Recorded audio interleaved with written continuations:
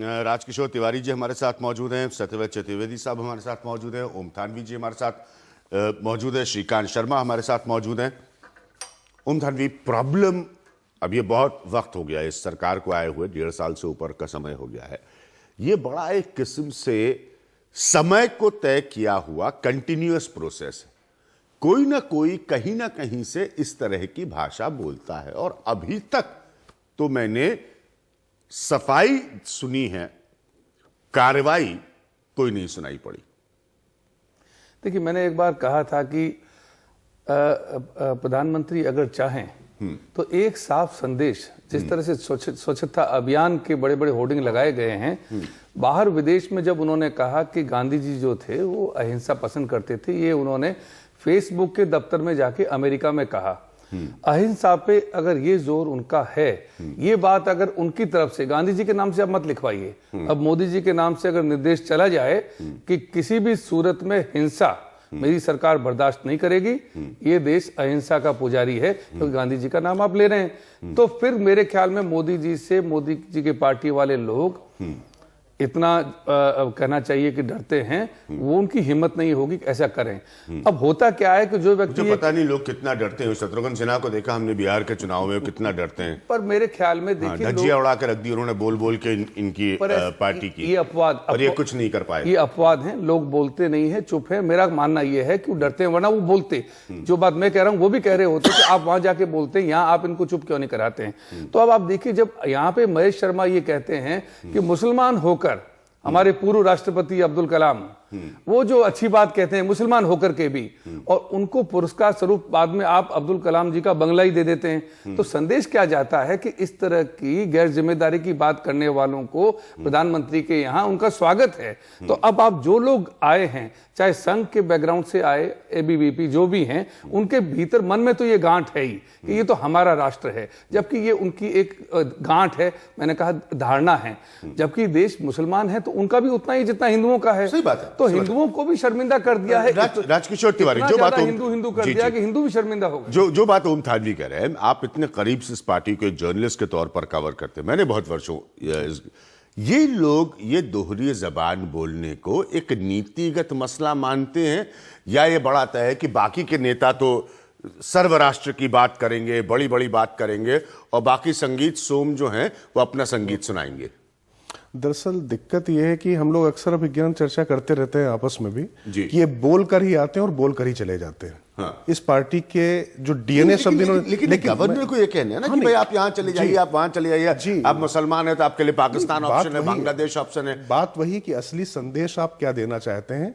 राज्यपाल कैसे व्यक्ति को बना रहे हैं आप। राज्यपाल किसी युवा को नहीं बनाया जाता है, एक पके हुए राजनीतिक को या पके हुए समाजसेवी को, जिसका जीवन होता है, जो संयम रखे और आदर्श प्रस्तुत करे। संविधान में एक संवैधानिक पद राज्य का उसी के पास होता है। तो आप कैसे व्यक्ति को ला कर आए, और वो लगातार सीरियस ऑफेंडर है। ये पहली बार नहीं हुआ, चौथी बार, पांचवी बार। इसलिए पूछ रहा हूं क्योंकि असम की सियासत का मैं पढ़ रहा था उसके बारे में। मैं बड़ा स्पष्टवादिता से कहता हूं, कहां की सियासत में समझता हूं, कहां की नहीं, असम की नहीं समझता। तो बड़ा स्पष्ट है कि वहां पर पोलराइजेशन पॉलिटिक्स का एक बैकड्रॉप है। तो अगर गवर्नर ही वो बयान दे रहा है तो इसका मतलब वो फिर वो इसे अंग्रेजी में एक जुमला है, फ्रेज है, लीडिंग द पैक।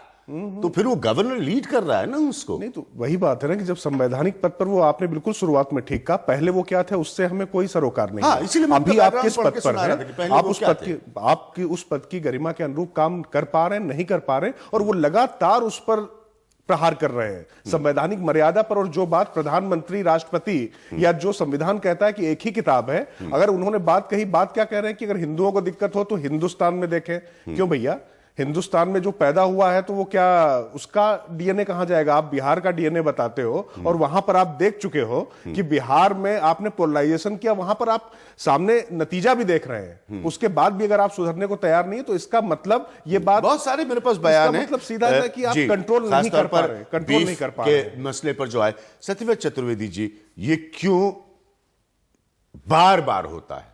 क्या ये सोची समझी रणनीति है?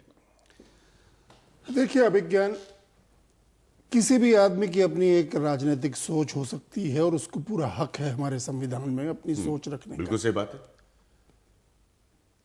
सवाल यह है कि जब हम किसी संवैधानिक जिम्मेदारी के पद पर होते हैं तो उस वक्त हमें संविधान की मंशा के अनुरूप अपना आचरण बना करके रखना होगा या अपनी निजी सोच के अनुरूप।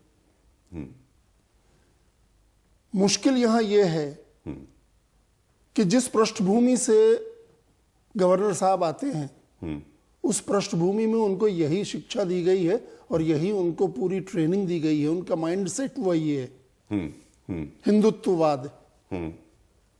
और किसी भी हद तक चले जाना राष्ट्रीय स्वयंसेवक संघ से जुड़े हुए लोगों के लिए एक आम बात है।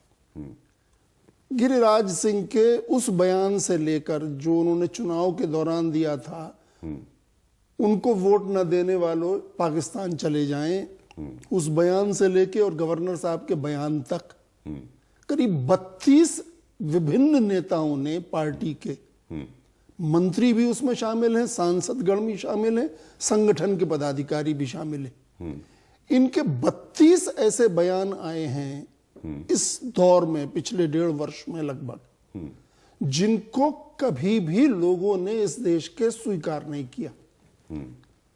और जैसा आपने पहले कहा शुरुआत में कि संभवतः इस किस्म के गैर जिम्मेदाराना बयानों का असर बिहार के चुनाव में भी इस पार्टी को भुगतना पड़ा। उसके बावजूद ये निरंतर जारी है। शुरुआत में जब हमने इस बात को कहा कि मोदी जी अपने लोगों पर लगाम लगाएं, तो लोगों ने कहा कि आप मोदी के ऊपर इनडायरेक्टली हमला करने के लिए इनका इस्तेमाल कर रहे हैं। अब आज इतने बयानों के बाद और गवर्नर जैसे पद पर बैठे हुए व्यक्ति के इस तरह के बयान के बाद ये क्या समझते हैं? क्या इनके बयान से इस देश में हिंदू और मुसलमान कौन कहां रहेगा और कौन कहां जाएगा, ये फैसला ये करने वाले कौन होते हैं?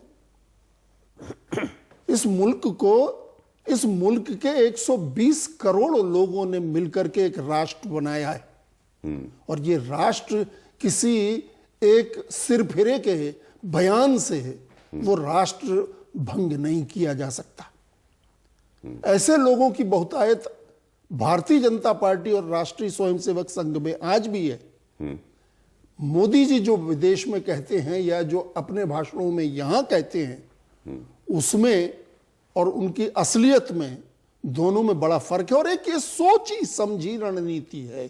ठीक, ये इत्तेफाक नहीं है, सोची समझी ये एक रणनीति है। इत्तेफाक नहीं है, ठीक ये है। एक सोची समझी रणनीति है कि राजनाथ सिंह जी, मोदी जी और 2-1 जो ऊपर के नेता हैं, ये तो बोलते रहेंगे नर्म भाषा और बाकी सबके सबको छूट दे रखी गई है कि आप हिंदुत्व के आधार पर जो पोलराइजेशन करना है उसके लिए आप बोलिए गर्म भाषा।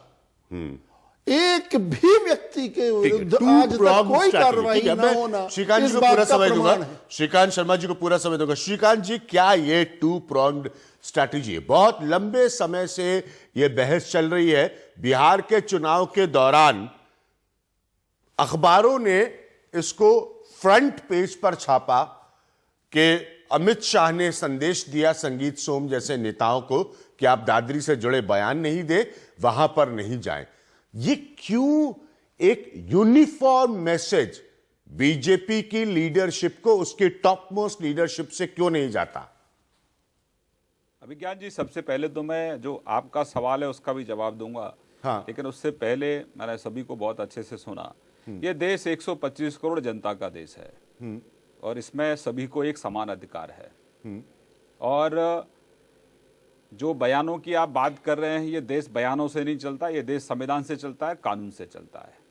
और सरकार, अभी तक हमारे मित्र हमें खूब आलोचना करते हैं और मैं कांग्रेस के नेताजी को भी सुन रहा हूं कि किस तरह से वो अपनी बात रख रहे हैं। बयानों की अगर चर्चा चलेगी तो अभिज्ञान जी बहुत दूर तक जाएगी। फैक्ट ये है कि इस देश के सरकार क्या कर रही है, इस देश के सरकार के मुखिया के तौर पर प्रधानमंत्री क्या कह रहे हैं और क्या कर रहे हैं। वास्तविकता में इन सब चीजों को नजरअंदाज किया जाता है। और गवर्नर साहब के जो बयान है, मैं संवैधानिक पदों पर बैठे लोगों के बयानों पर टिप्पणी नहीं करता हूं, लेकिन एक फैक्ट ये भी है कि गवर्नर साहब ने यह भी कहा है कि India has a big heart और यहां पर Christian, Sikh, Jain and others religious जो माइनॉरिटी के लोग हैं वो भी यहां रह सकते हैं।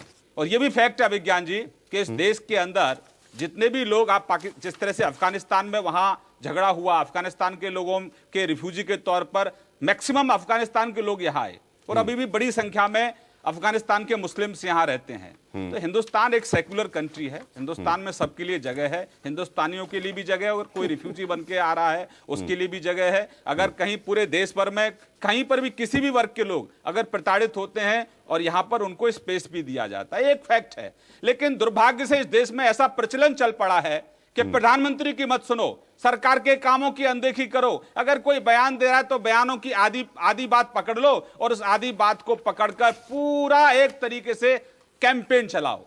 मैं आपको कोई दोष नहीं दे रहा हूं विज्ञान जी, आपका काम है लोगों को सच बताना, आपका काम है जो चल रहा है उसको लोगों तक पहुंचाना। लेकिन बड़ा दुख होता है कि कांग्रेस के मित्र इसमें बड़ी मीठी मीठी बातें करके लोगों को भ्रमित करने की कोशिश करते हैं। अरे साहब, गिरेबान में झांक कर देखो, आपको तो इतना इंटॉलरेंस है मोदी जी को लेकर, बीजेपी को लेकर, कि आपके लोग तो आप साहित्यकारों से भी झिक गए, फिल्मकारों से भी झिक गए। अब तो पाकिस्तान में जाकर मनीशंकर अय्यर साहब क्या कह रहे हैं सुना नहीं आपने? सलमान खुर्शीद साहब क्या कह रहे हैं शायद आपने सुना नहीं। आपकी याददाश्त बड़ी कमजोर है। तो कम से कम आत्मचिंतन करने की आपको जरूरत है। ये देश प्रगति के रास्ते पर चल पड़ा है। और एक वाकया मैं आपके माध्यम से ये कहना चाह रहा हूं अभिज्ञान जी, विनम्रता से कह रहा हूं, एक वाकया हमारी सरकार के माध्यम से आप बता दें कि हम किसी के साथ भी कहीं भेदभाव कर रहे हैं, ये फैक्ट है।